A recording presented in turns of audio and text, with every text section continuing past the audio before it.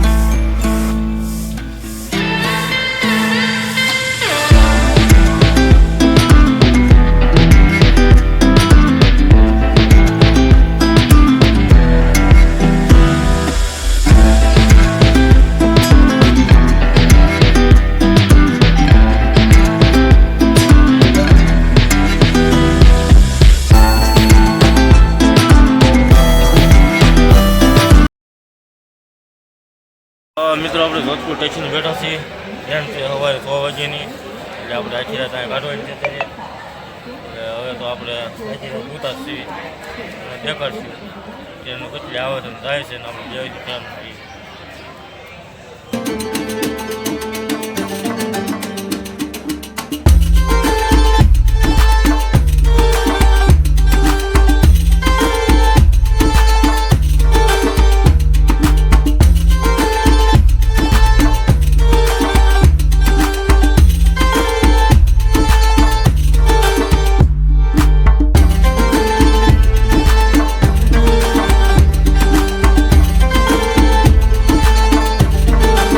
ફરવા ગયા હતા મથુરા વૃંદાવન બાજુ.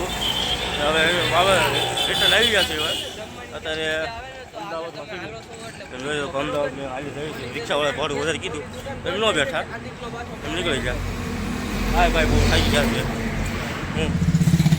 થાકી ગયા છે ઘર આવે તો સારું. હા હાય ગાય. હા ભાઈ થાકી ગયા છે બહુ પણ તોય ઉતાર થાય એને કંઈ વાંધો નથી. આ ભાઈને હાવ ઓલું થઈ ગયું છે. હાવ થાકી ગયા બેવડા વળી ગયા છે.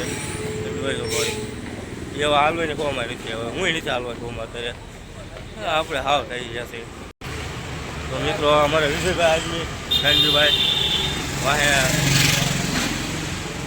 એ બધા એમ થાકી ગયા છે. પણ રિક્ષા ભાડું બહુ વધારે કીધું એટલે બેઠા નહીં સીધા. લાઈક કરો ફોલો કરો. તો મિત્રો અમારો બ્લોગ સારો લાગે તો લાઈક કરજો, શેર કરજો, સબસ્ક્રાઈબ કરજો. નવા હોય તો સારી કોમેન્ટ કરજો તમારો અમારો બ્લોગ કેવો લાગે તમને. ફૂટબોલ પર આવ્યું છે. હવે જમવા જવાનું બહુ ભૂખ લાગી છે. દેખાડતો અમારે જમી આવે છે. બધા બહુ પૂછ્યા છે. ગાડીના બહુ પૂછ્યા છે. કોઈ ખાધું નથી. મિત્રો અમદાવાદનો માહોલ બીચ છે. આ લાઈટો બાઈટો એવી લાગી છે.